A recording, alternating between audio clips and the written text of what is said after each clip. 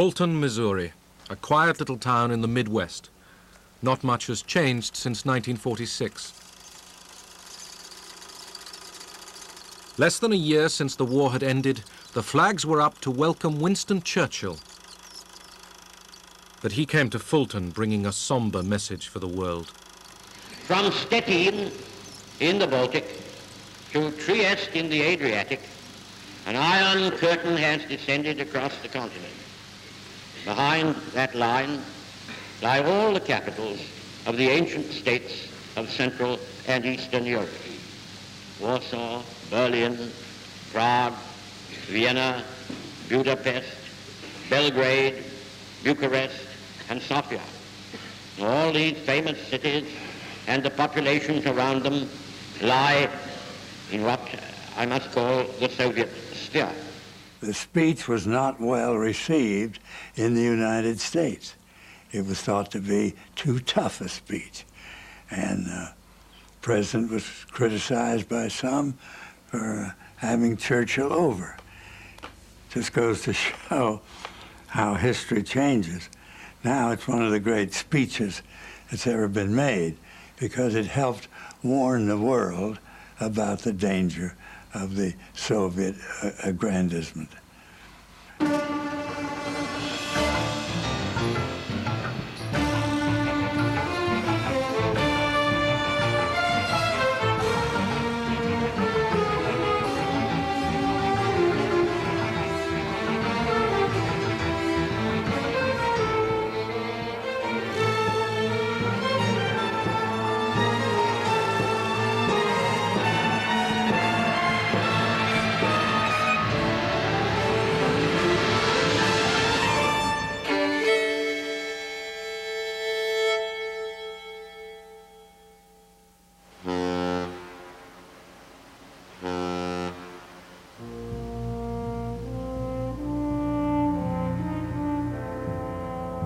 Back from overseas came the Americans.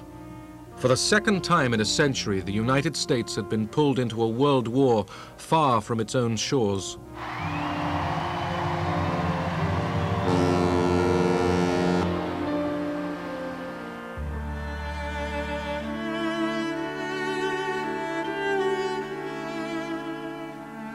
"300,000 Americans never came home. But the rest returned to a country wealthier and happier than ever before."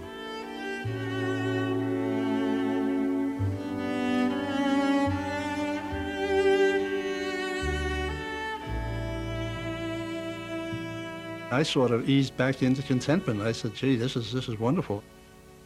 People seem to have a little cushion of money now, you know, which, you know, back in the Depression years, no one had any money. You just had about enough money to put food on the table and put a roof over your head and keep your insurance policy in effect, you know.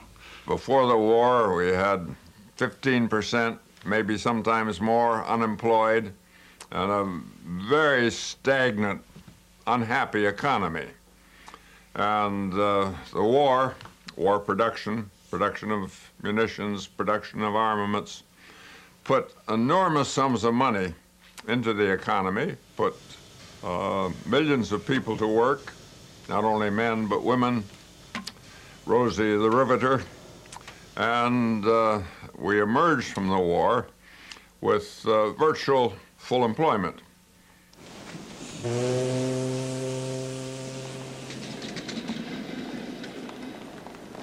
As soon as the war was over, the factories, they realized, hey, the Americans have been without a car since before the war. Let's get back into automobile production. And of course, the people were anxious for automobile. There was gasoline available, foodstuffs became available. So the economy definitely was on the rise. War and the post-war rush to spend put American capitalism back on its wheels.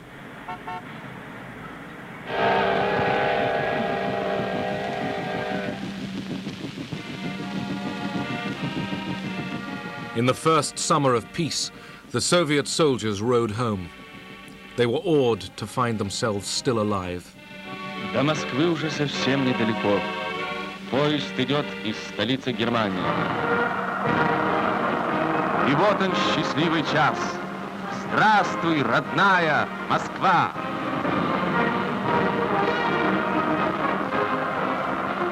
Здравствуйте, герои-победители! In the crowds that welcomed them, it was the lucky ones who found their sons or husbands.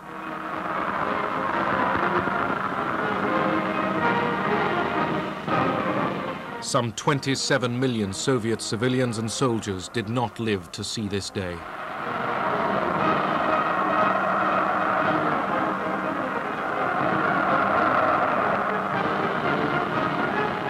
И целовали людей незнакомых, радовались.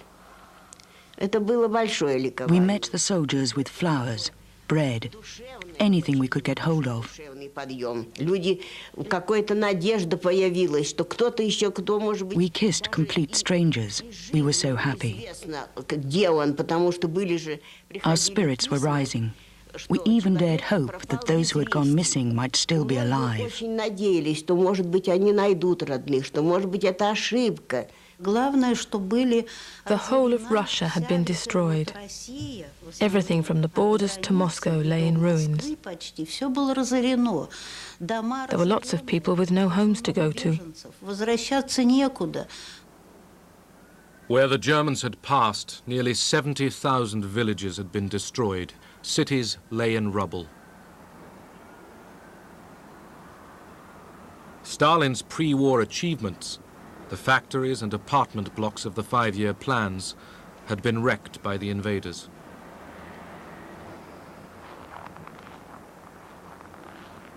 Things which before the war hadn't seemed too bad were completely destroyed. People were living in ruins. It's impossible to describe the suffering. You can only understand it if you've lived through it and seen it with your own eyes. For Russians, the end of the fighting brought an instant of pure joy. Ну что я могу сказать? В Берлине, в центре. Другой раз так забудешь, не вдумаешься глубоко, посмотришь. Напротив Рейхстаг, а здесь Бранденбургские ворота, которые Геббельс-то камнем, который заложил. Все равно прошли.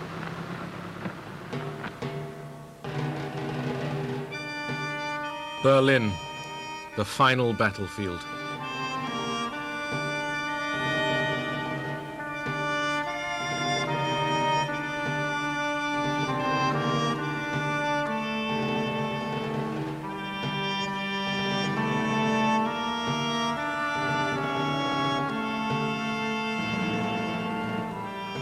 The capital of Hitler's Reich had fallen to the Red Army.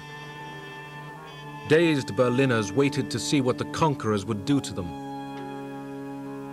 But there was no organized massacre. The survivors were allowed to live as best they could.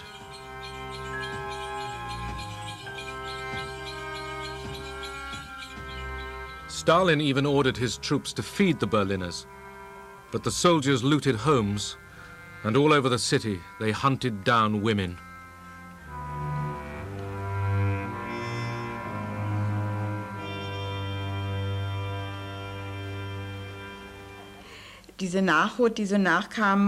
More and more Russians came by. They looked through the window. Then one of them suddenly came in. I was babysitting. He took the child from my lap and gave it a toy and some cigarettes to play with.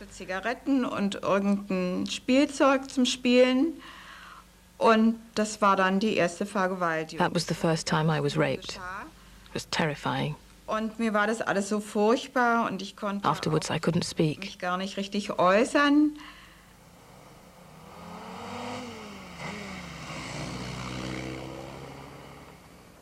Stalin's police chief Beria and Foreign Minister Molotov tour Berlin.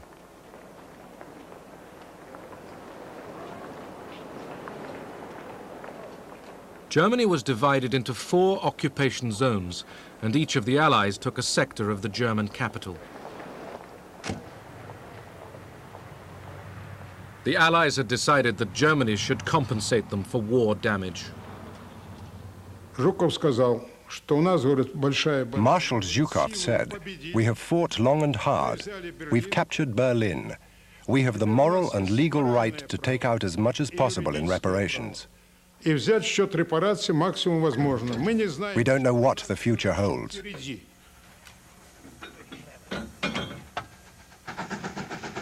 The German population was forced to help the Russians seize industrial resources.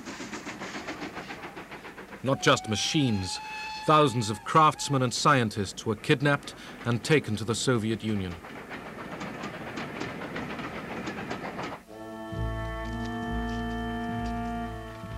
Central Europe was reverting to the Dark Ages. This was a space without law, shelter, or mercy. A continent of nomads.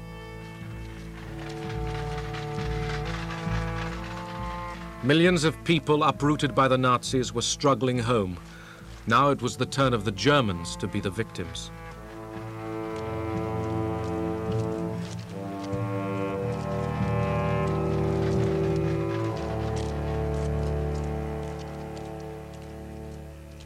From the Mediterranean to the Baltic, the victors were shaping Europe in their own image. Poland, the invaders' route to Russia, obsessed Stalin. Eastern Poland had been annexed by the Soviet Union. As compensation, the Allies shifted the whole country westward, giving Poland the eastern territories of Germany. The Germans were expelled.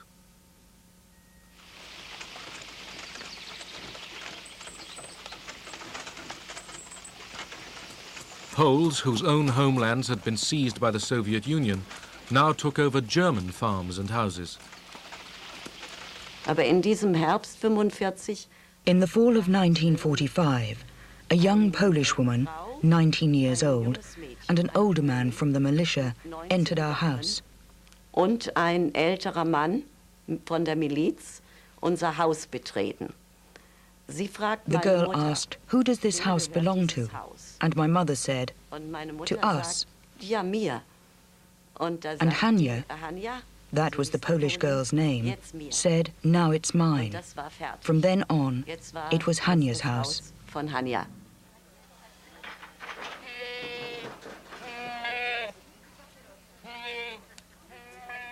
Morgens 6 Uhr 6 in the morning, the militia came and banged the butts of their weapons against the door. und sagen raus. Out. Und jetzt, da habe ich als Even Kind though I was gelernt, only a child, auch I knew als this Kind, was ich it. weiß es ganz genau. Jetzt ist es echt. From all over Europe, some 12 million Germans were expelled from lands they had lived in for centuries.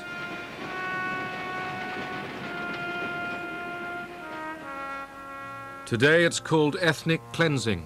Then the Allies called it population transfer, and the British helped to move the Germans out.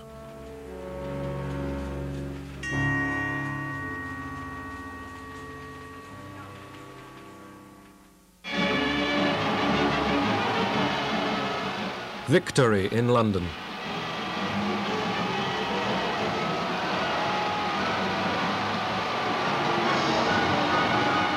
From 6 years of war, Britain emerged happy, but inwardly exhausted.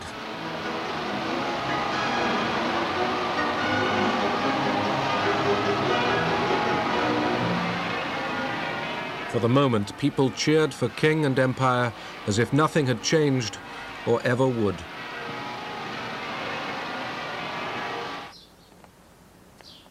The King's new Prime Minister was Clement Attlee. The British voters had swung leftwards, and Churchill was out. In foreign policy, the new Labour government held tightly to the American alliance. Ernest Bevin, the new Foreign Secretary, was a trade union veteran who mistrusted communists. He had backed Churchill's intervention in the Greek Civil War. British interests were at stake here. The concern was that the conflict might threaten Britain's oil route from the Middle East through the Mediterranean.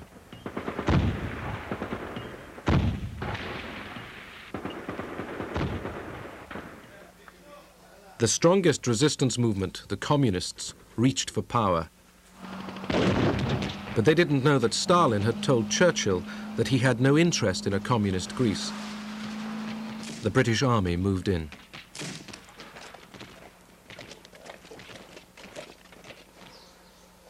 The Civil War was long and cruel.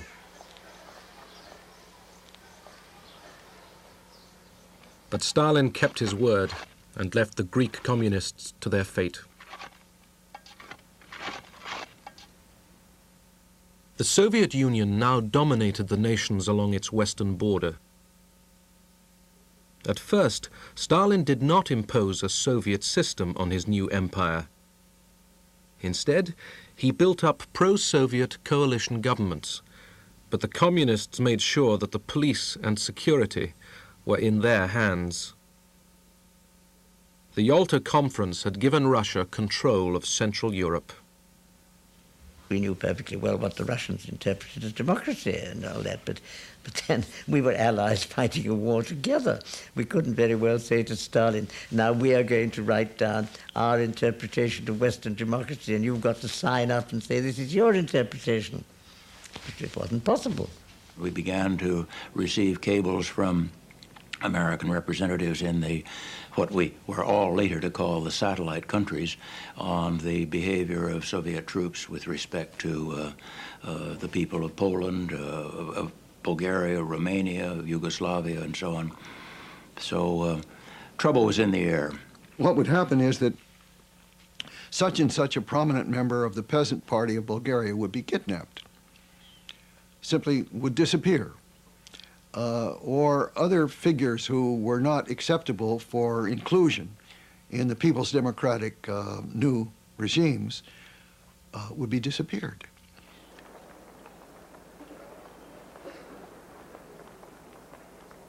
In Berlin, where the Allies jointly supervised city life, the communists were careful.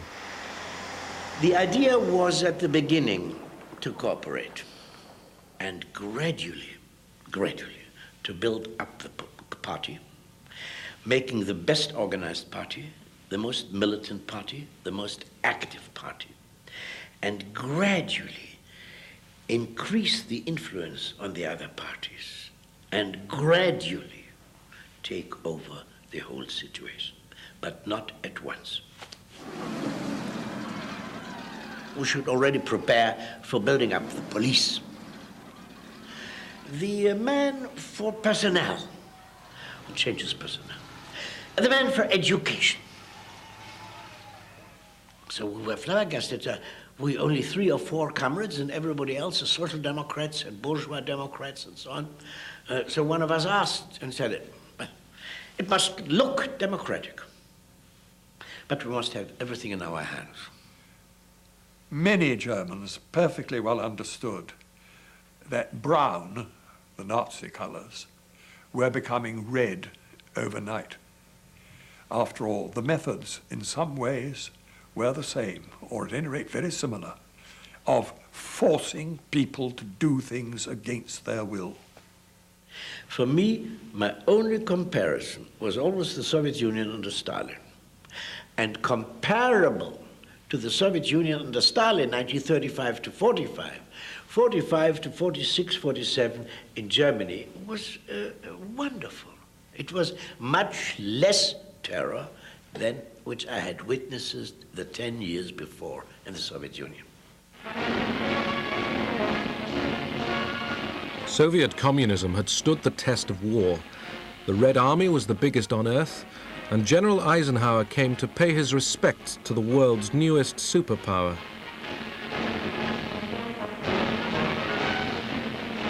But Stalin feared encirclement by the capitalist powers. At home, he watched for treachery. Those who had been taken prisoner by the Germans and seen a glimpse of the West might become disloyal.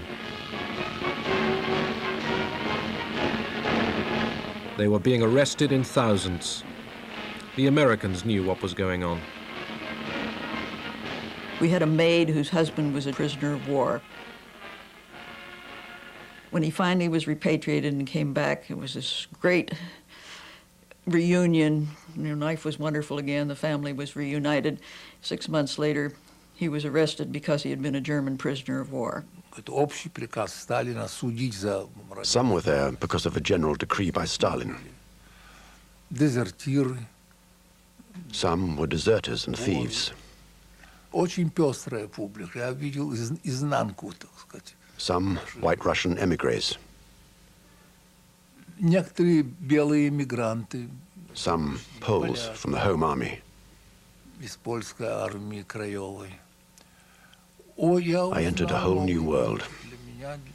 Prison camps were my university.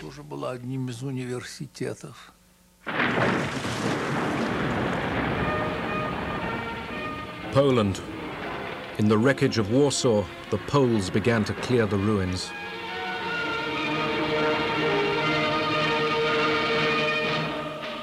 The Poles had fought the Germans on every front, east and west. Now they worked together to rebuild their country.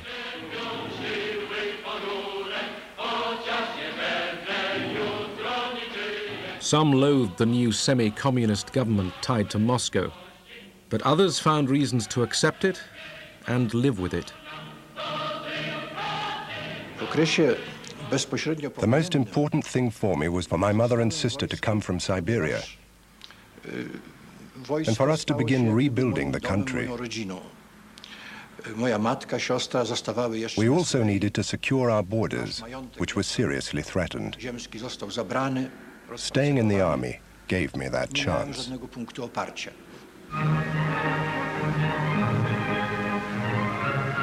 In Moscow, Poland's new puppet leaders were taken to the opera.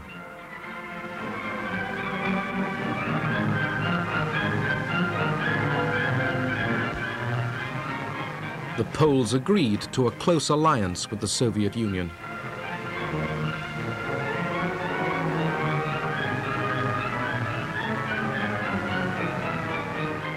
Stalin promised to defend the new Polish frontiers against any German attempt to win back the lost territories.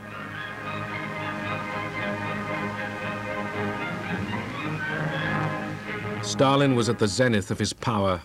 His colleagues felt terror in his presence. Russian diplomats, like all other Russian officials or party members or whatever, lived in terror of the great man, and justifiably so, because if they gave unpopular advice, they might find themselves in a concentration camp or with a bullet in the back of their heads. It wasn't very easy to give good advice to Stalin if it was unpalatable. Он сидел такой веселый, настроение у него хорошее, рядом сидел с ним. Stalin was cheerful and in high spirits. At his side were the main guest, the interpreter, and Soviet guests too. Вроде и гости, и наши, все так. И когда раздавали официанты там какой-то... The waiters came in with the main course. То или I think it was turkey. То один официант, когда наливал... One of them, whilst he was pouring the sauce, dropped some red liquid on Stalin's sand-colored jacket. На этот китель, да, красный такой, жидкость, это самый сок красный, да, и этот он как струйка крови, знаете, так потекла по всему этому красивому, нарядному, торжественному мундиру.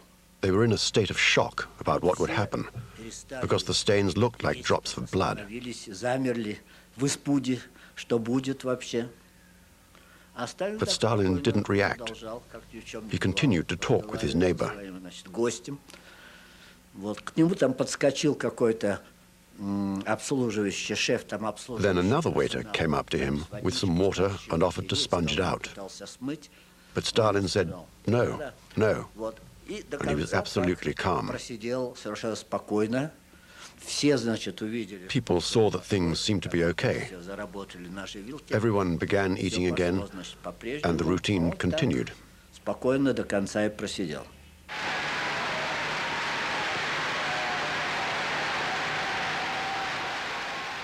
To mark the Soviet elections, Stalin made a grand appearance.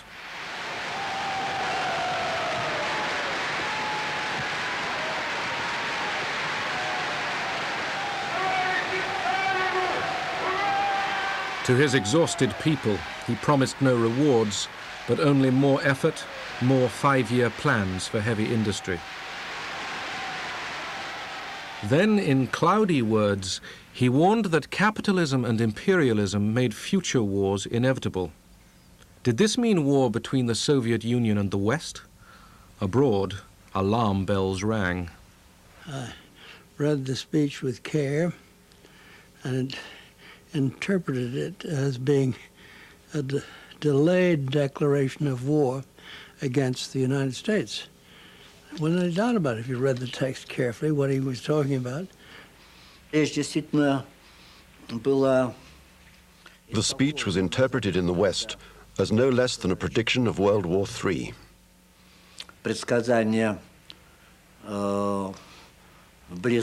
I don't think this was right, though. Но я думаю, что это вряд ли правильно. Во всяком случае, Stalin didn't say anything new or different in that speech. Сталин не сказал. He said what he had always believed, that with imperialism and capitalism, war was inevitable. С империализмом, с капитализмом неизбежно. What the Russians were thinking in terms of was that, and I think Stalin thought in these terms, was that communism was one day going to rule, be the dominant ideology in the world, and all countries gradually were going to become communist. And in the meantime, you didn't, in Stalin's idea, start dangerous wars which you might lose, but if you had a good chance of pushing the cause along, you always pushed it along. Stalin had relaxed his dictatorship during the war, but now he was tightening it once more. The Soviet Union's obvious suspicion of the West disturbed Washington. An American diplomat in Moscow, George Kennan, was asked what he thought was going on. When they finally sent me a telegram expressing their astonishment and concern because the Russians were dragging their feet about joining the International Bank, I thought, well, for goodness sake, I can't answer that in one question. They're going to have to give me space. And I sat down and tried to give a picture of this government as it emerged from the war. One of the strengths of Kennan was his awareness that the Russia in which we were living, Stalin's Soviet Russia,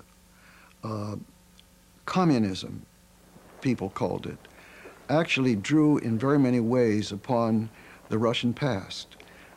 I had to go right back to page 1 and to try to tell them things that I felt they'd forgotten during the war. This all hangs together with this whole question that this was the same group of people who had dealt with Hitler, had tried to deal with Hitler at our expense, and never had changed their views about us.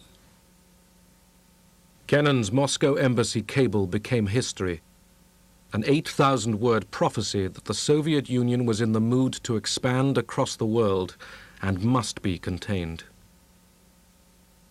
The day that telegram was drafted, I unfortunately or fortunately had the night duty at the code room and was rather perturbed about it because I happened to have a very heavy date that night. There was a dance at one of the other embassies, and I wanted to get out as early as possible. About 6:30 or 7, George comes walking in with this 6-part cable which he wants to send out. And I took a look at it and I said it was nice, but let's not send it out. Let's wait till tomorrow. And I tried to talk him into not sending it. He said, Washington wants it, they're going to get it, and you stay here and do it. Kennan's telegram alarmed Washington. Days later, its message was reinforced when Churchill arrived in the United States as President Truman's guest. They began to get to know each other. Mr. Fred, our president, said to Mr. Churchill, I will be on this trip quite a while, and I would be glad if you would call me Harry. Well, Mr. Churchill said, I'll be glad to if you will call me Winston.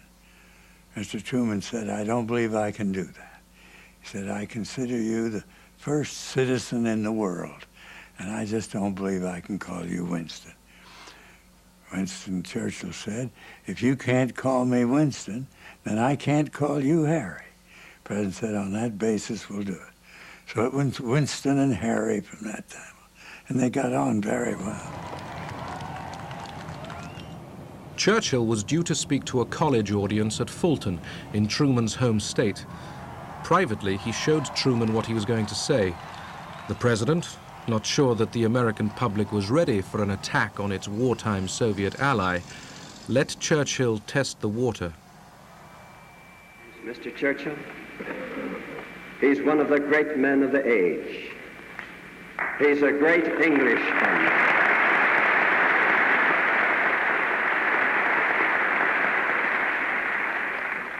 He's a great Englishman, but he's half American.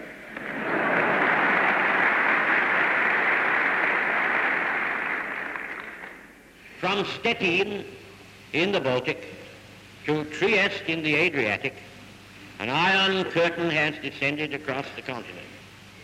Behind that line lie all the capitals of the ancient states of Central and Eastern Europe. Except in the British Commonwealth and in the United States, where communism is in its infancy, the Communist parties, or fifth columns, constitute a growing challenge and peril to Christian civilization. Whatever conclusions may be drawn from these facts, and facts they are, this is certainly not the liberated Europe we fought to build up, nor is it one which contains the essentials of permanent peace. Immediately after that, Stalin came out with answers to a foreign correspondent's questions in which he compared Churchill to Hitler and decried Churchill's speech as a belligerent call to arms against Soviet Russia. Since 1945, America had been extending its influence and power all over the world. Stalin grew nervous. He put pressure on Turkey to grant the Soviet Union a military presence in the Dardanelles and the Bosporus. America and Britain feared a threat to the Suez Canal. They were determined to keep Turkey free of Soviet interference. When the Turkish ambassador in Washington died suddenly, Truman used America's biggest battleship, the USS Missouri, to deliver the body to Istanbul. This was a symbol to Stalin. Don't push us, and don't push Turkey, because if you push Turkey, we'll be there. Iran, like Turkey, lay on the southern borders of the Soviet Union, and for centuries had been hostile to Russia. During the war, Soviet and British troops had occupied Iran to protect their oil supplies. They even celebrated their partnership there.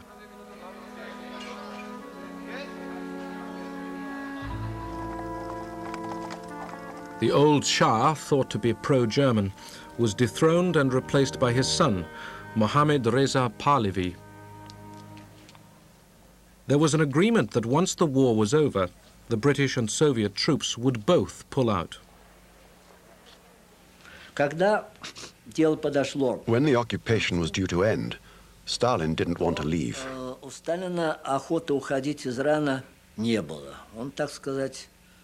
He wanted to stay on.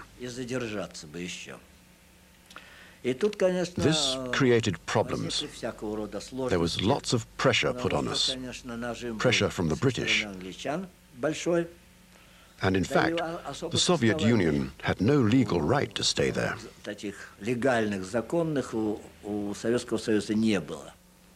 Iran presented the Security Council of the newly founded United Nations with its first crisis. That's Mr. Gromyko proposing to the Security Council that the hearing of the Persian case should be postponed. The Soviet Union tried to prevent further discussion. They lost. Mr. Gromyko and the other Russians then walked out. Their dramatic exit seems to have caused no obvious reaction at the time, though we can imagine what most of those present were thinking. One good thing, however, emerges from this incident. The Security Council had stood its ground. 6 weeks later, Stalin ceremonially withdrew his forces from Iran. But Truman, shaken by his behavior, suspected that Stalin was aiming at world domination. He said, I want to be in position to document our concern. Go back over the recent agreements and list one by one the violations in which the Soviets have engaged. I was then Mr. Clifford's assistant, and he turned the task over to me. We talked about it a bit, and I said, well, it seems to me that that's only scratching the surface. A list of agreements broken. This is a much more there are much more fundamental problems in our relations with the USSR than that. So let's go at it in a somewhat broader way. We spent weeks on it then, interviewed most of the top officials in the United States. There was absolute unanimity in all of the agencies concerned as to the nature of problems we had and the kind of response we were going to have to make. We ended up the report by saying the policy of our country should be set and clearly set. The Soviet Union constitutes a real menace to freedom in this world. Freedom in Europe, freedom in the United States. So we must prepare for it. The Clifford-Elsie report was kept secret.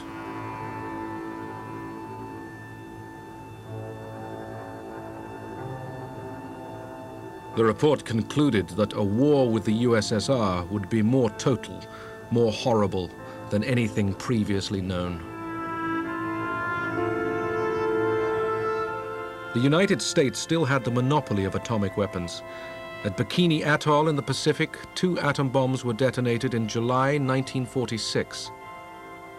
The warning to Stalin was plain. From now on, all the big powers worked frantically to develop their own atomic and biological weapons. At the Paris Conference of Foreign Ministers, Molotov was determined to maintain joint Allied control of Germany.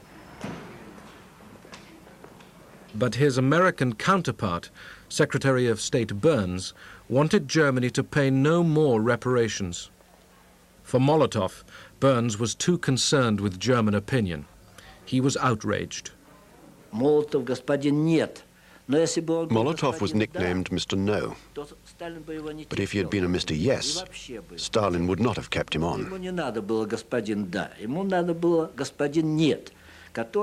Stalin needed a Mr. No, someone capable of finding out the maximum information about the other side's position. Molotov would squeeze the other side to its absolute limit. When he had totally exhausted these methods, it was Stalin's turn. He would come back and resolve matters with a friendly smile. It was at Paris that the wartime alliance began finally to break up. The Americans and the British were impatient to develop stable economies in their zones of Germany without Soviet interference.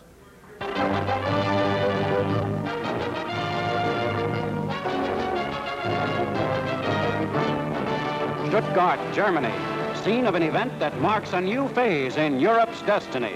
Secretary of State James F. Burns is here to set forth the policy of the United States on Germany, a speech widely interpreted as marking the end of America's appeasement of Russia. Burns tells the Germans and the world, it is not in the interest of the German people or in the interest of world peace that Germany should become a pawn or a partner in a military struggle for power between the East and the West. I listened to the Burns-Stuttgart speech with marked approval because, in fact, I had written most of it. And those of us who worked on it, and Burns, were not thinking in anti-Soviet terms. The American people want to return the government of Germany to the people of Germany. The American people want to help the German people to win their way back to an honorable place among the free and peace-loving nations of the world. In 1945, the Allies had approved Poland's annexation of Germany's eastern provinces up to the Oder and Neisse rivers. But now Burns suggested that the new frontier was unfair to Germany and might be changed. It was a shocking statement. It made us think that our western border was being questioned by the Germans and by other Western countries. Jest I będzie kwestionowana przez mocarstwa zachodnie, przez Niemcy. It was one of the most important things that strengthened our ties with the Soviet Union. Umacniał nasze sojusznicze stosunki ze Związkiem Radzieckim. More pictures have arrived from Moscow. They show the everyday scene in the Soviet capital's famous Red Square. And what's in their shops? Well, here's a glimpse of the sort of things now on display. These new fashions, our cameraman tells us, are so expensive that they're quite beyond the means of ordinary people in Russia today. Ordinary people were much worse off than the newsreels showed. It was a very hard time. I had a son who was 1.5 years old. He used to get a plate from the cupboard and walk after me saying, "Give me, give me." But I had nothing to give him. We used to go to the market and buy horse feed. On the collective farms, war damage and the death of so many workers at the front were deepening a grave food shortage. I took a trip down through the Ukraine, and it was the time of the 47 famine that was going on down there, about which nothing was heard in the outside world.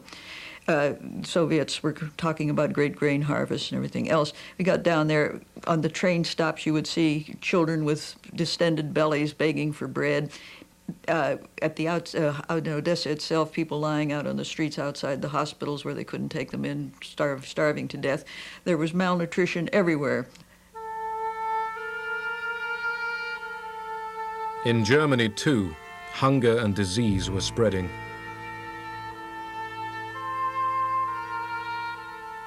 The nightmare of the Western Allies was that poverty would drive the Germans towards communism.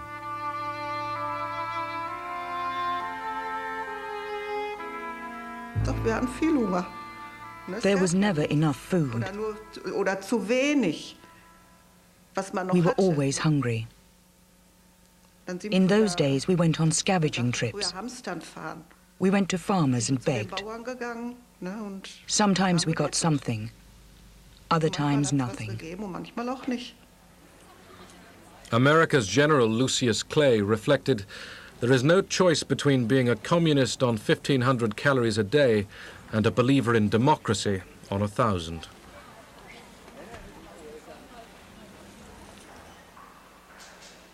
Aid to Germany cost Britain over $1 million a day. But British supplies were not enough to save thousands of Germans who died that winter for lack of food and fuel.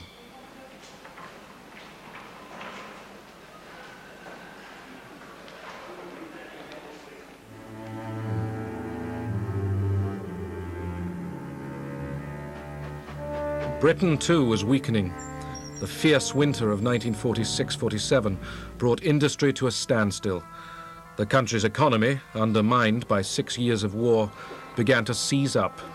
Coal ran out, electricity failed, and food rationing grew even tighter. You know, people forget again, we never had bread rationing during the war. We had bread rationing after it. And that was because we were pouring wheat into Germany to prevent mass starvation there. That was a bad winter altogether. It was cold and crops were bad. People were unhappy. And the communists were making strenuous gains here, there, and the other place, particularly in Italy and in France, but also in Germany.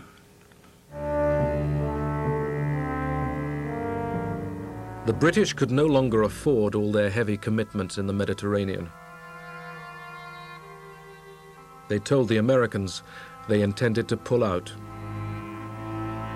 The message came, and it was flat.